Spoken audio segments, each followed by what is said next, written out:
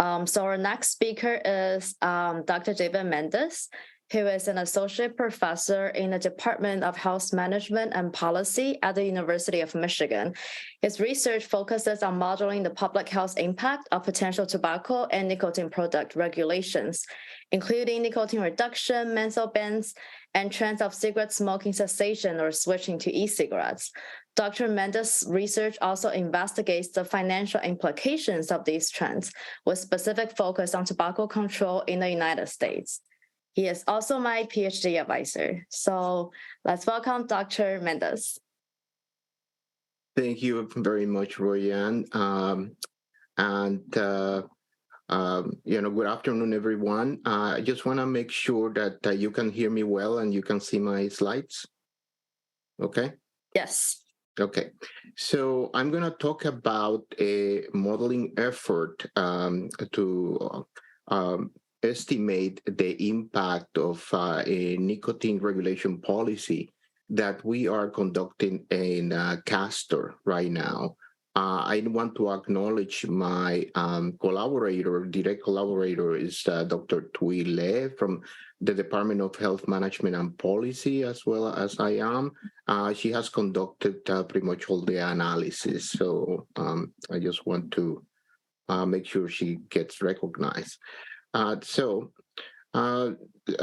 also want to disclose, say that I don't have any conflicts to disclose, that this effort was supported by our T-Course grant, and I want to thank everyone in CAsToR, the team of investigators, for all the help that we have received up to now. This is a research in process, so we haven't published the results, so we will incorporate all the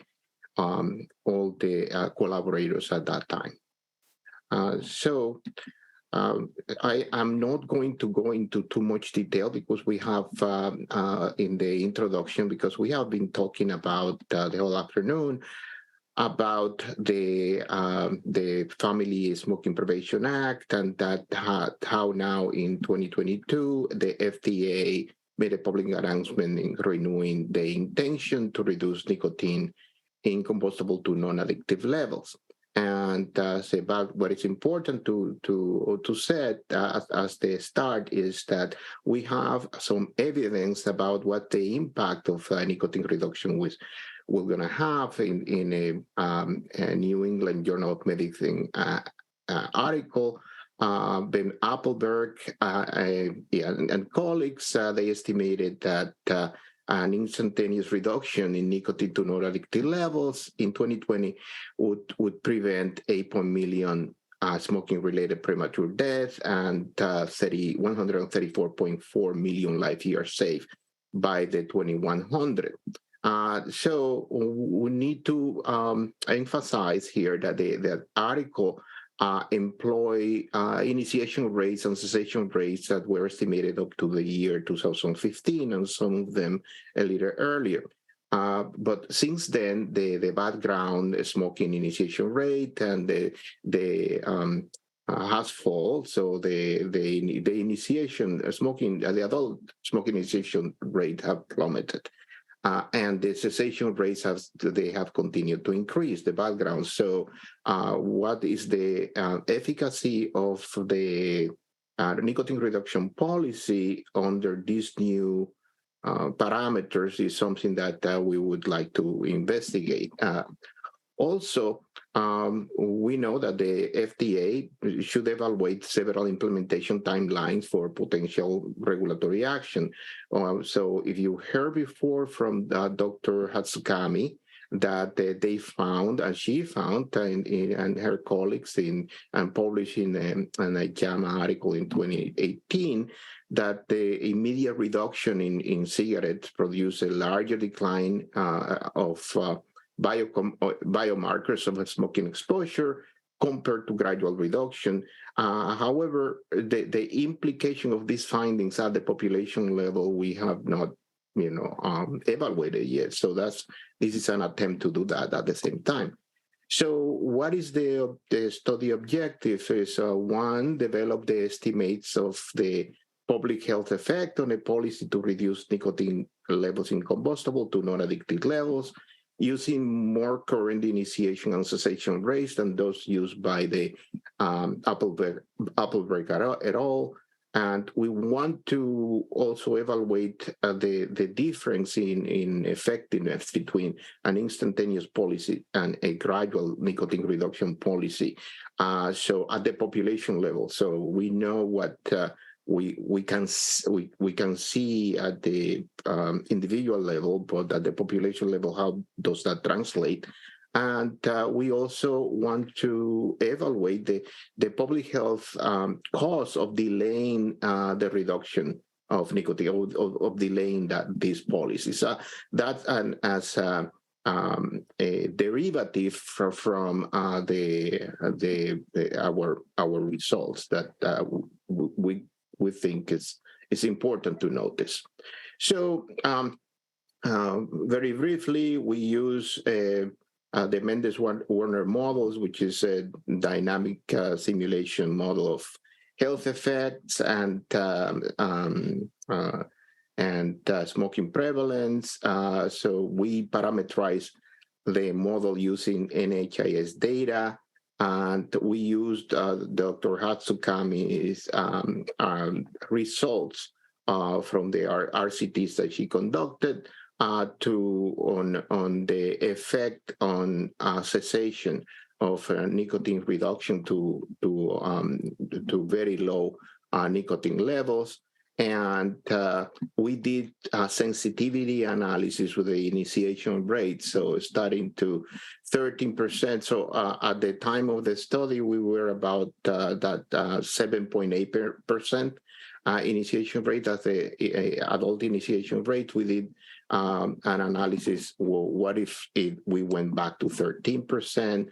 What if we continue to go down to 5%, 3%, and what if initiation rates totally disappear? I mean, nobody starts smoking anymore. We're quite low right now.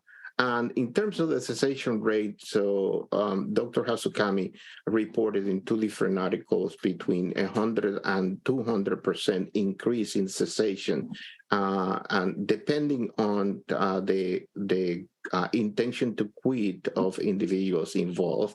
And what we did is we have different mixtures of those individuals in the population to get a composite of the population, 133% and 163% increase in the cessation rate.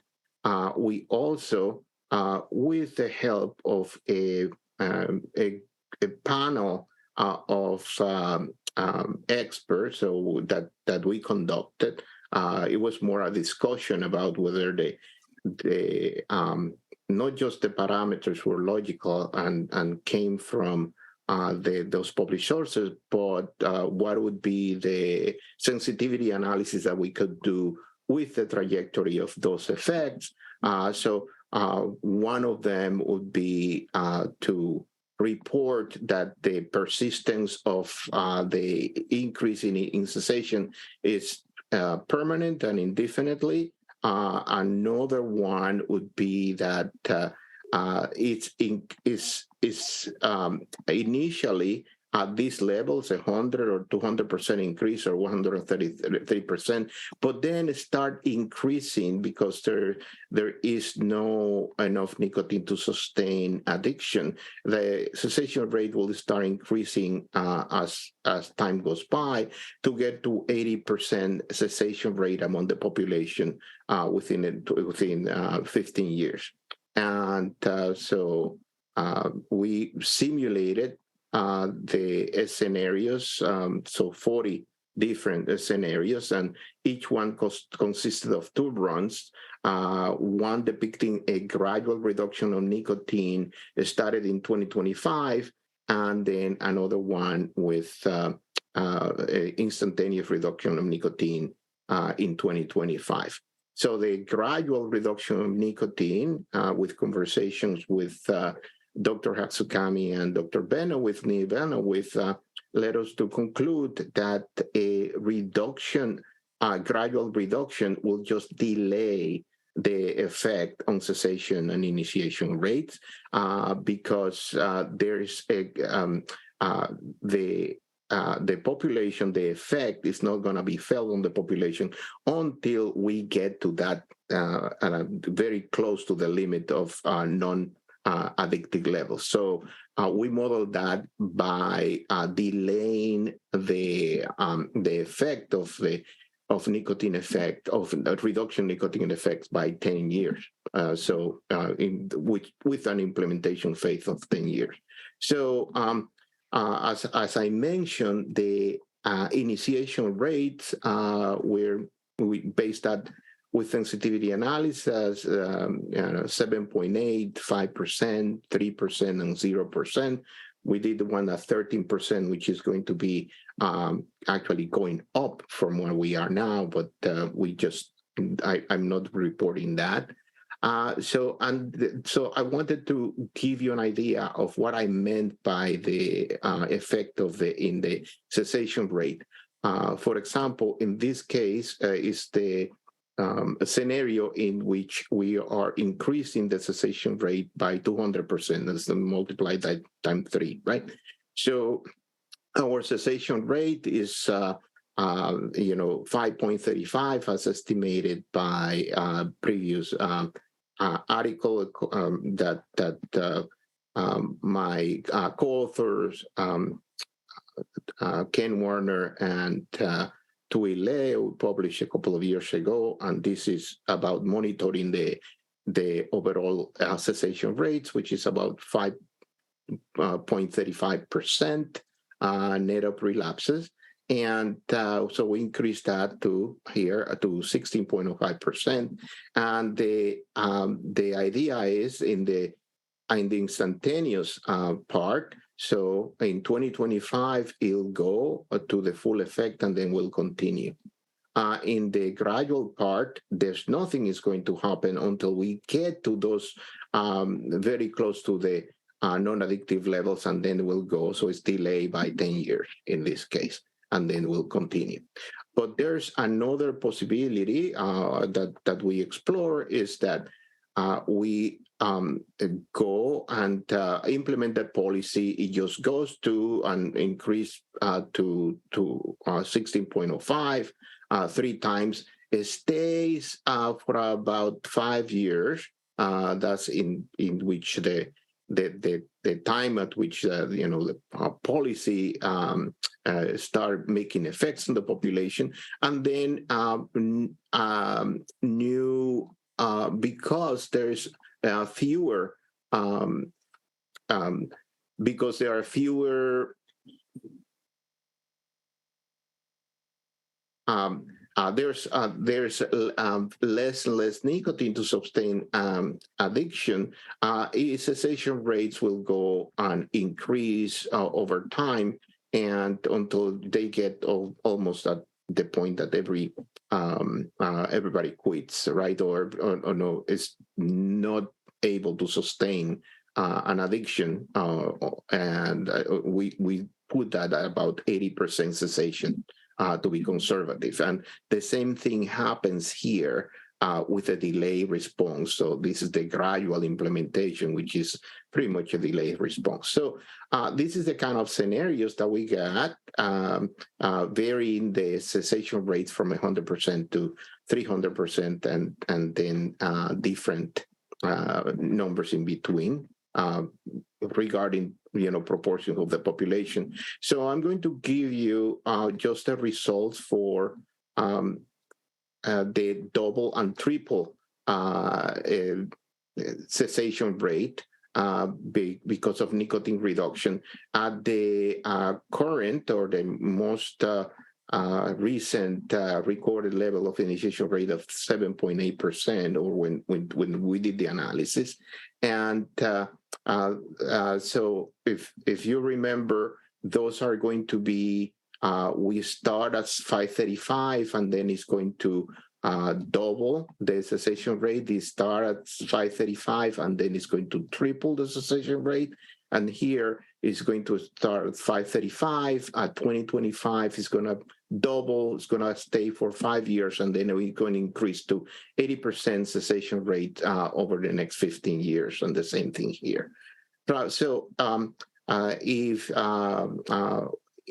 a policy, an instantaneous policy of reducing nicotine to non-addictive levels will give you about 29 to 45, 46 millions of life years safe under instantaneous enactment, and about 16 to 25% to 25 millions under the gradual. And so we have a difference in life years safe of between 13 and 20 millions because of a delay in implementing the policy. And about the premature death averted, we go from in the instantaneous from 1.7 to 2.7 million premature death averted in the instantaneous, and between 1 million and 1.6 million in the gradual. So about 1 million fewer, between 706 and 1 million fewer, premature death averted because of a delay in implementation. So what happens with the sensitivity to the initiation rate? So this is if this initiation rates continue to fall 5%, 3%, 0%, you'll see that the average, this is the premature death averted, the average, effectiveness of the policy is going to go down because there are fewer life to save. Here is in the instantaneous, here is in the gradual policy and implementation, and this is the difference in green. But that's a good thing, right? So it's not the fact that there is a decrease in the effectiveness of the policy doesn't mean that it's less important to implement. Is that we are in better shape overall at the time of implementation. But these are the overall conclusions. So if we enact the policy in 2025, it will prevent about between 1.7 and 2.7 million, and about 30 to 45 million of life years safe by 2100 if current conditions persist. I mean, if we have this cessation rate that we have, which is increasing, and if we have the current initiation rate, which is decreasing, and you see the dramatic difference that we have with the numbers that Appelberg et al. Got a few years ago versus what we're getting now. 2 minutes. And yeah, part of a big part of that is driven by the tremendous changes. It's some issues of effectiveness that we have differences in that, but also the difference in initiation and cessation rates because of what has happened in the background since the analysis was done. And cessation rate increase and initiation rate decreases, the policy is going to be less effective. I know, but that's not really a bad outcome. And so a delay of 10 years in implementing the policy in 2025 will cost between 700,000 and 1 million premature death, and between 12 million and 20 million life year by 2100. So that is important, that we are losing time, right? Every year counts. Every year that the person keeps smoking is making it much more difficult to be able to do something or have the full benefits when that person quits. So we remember that most of the damage, most of the death, smoking-related death occurred among former smokers because of the time that they have accumulated all the damage brought by smoking. And again, see, in order to get the message down, this time is of the essence. So only my colleague Ken Warner and I published a paper a couple of years ago in which we stated that only 37% of the smoking-related premature death between 2020 and 2100 can be prevented because of the other ones, the rest is baked in the former smoker. So if everybody quits or had quit in 2020 and nobody starts smoking, only 37% of all the deaths that are going to occur by smoking would be prevented by that by that massive quit. But considering what we have look at now, our assumption of those 37%. With the nicotine policy, only around 50% could be prevented by this nicotine reduction policy if implemented in 2025. And of course, the more we delay, the lower the effectiveness and the less of these individuals we can save. So thank you very much.